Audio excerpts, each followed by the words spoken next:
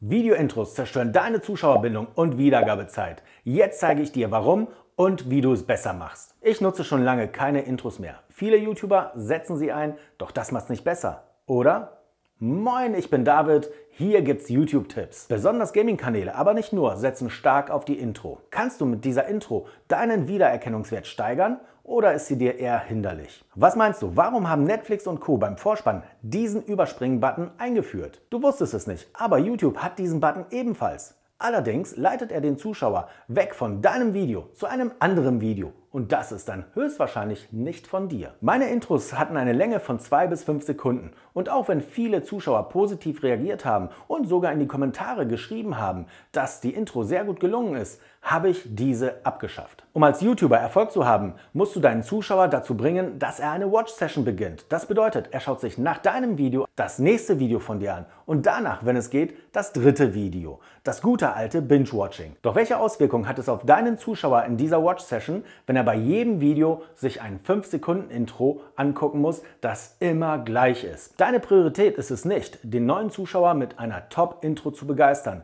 Du musst konstant eine perfekte User-Experience liefern. Die einzige Lösung wäre es, deinen Zuschauer jedes Mal mit einer neuen Top-Intro zu überraschen.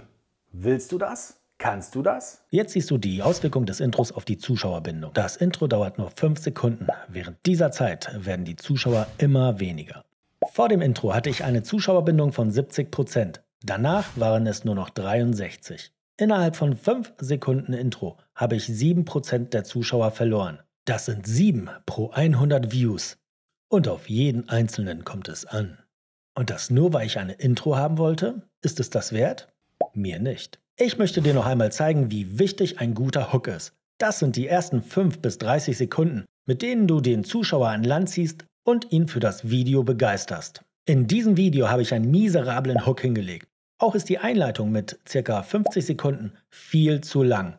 Innerhalb dieser Zeit sind insgesamt 77% der Zuschauer abgesprungen. Eine Katastrophe. Hier habe ich es deutlich besser hingekriegt. Hook samt Einleitung dauern nur 11 Sekunden. Ich habe nur 28% der Zuschauer in dieser Phase verloren. Top, obwohl das Video von der Qualität deutlich schlechter ist. Denk dran! Nach dem Hook sollte nahtlos der Content folgen und auch die Kanalvorstellung solltest du dort im Content unterbringen, denn Zeit ist kostbar. Laut dem Gesundheitsportal Medical Daily ist die Aufmerksamkeitszeitspanne bedingt durch die digitale Technologie auf knappe 8 Sekunden gesunken. Und das war bereits im Jahre 2015.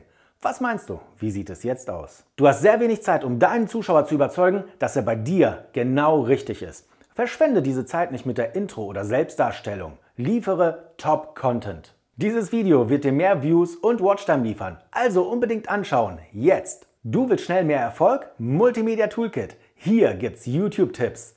Okay, Content Creator, danke für deine Aufmerksamkeit und bis zum nächsten Video. Du bist noch hier? Dann abonnieren und ab zum nächsten Video. Jetzt.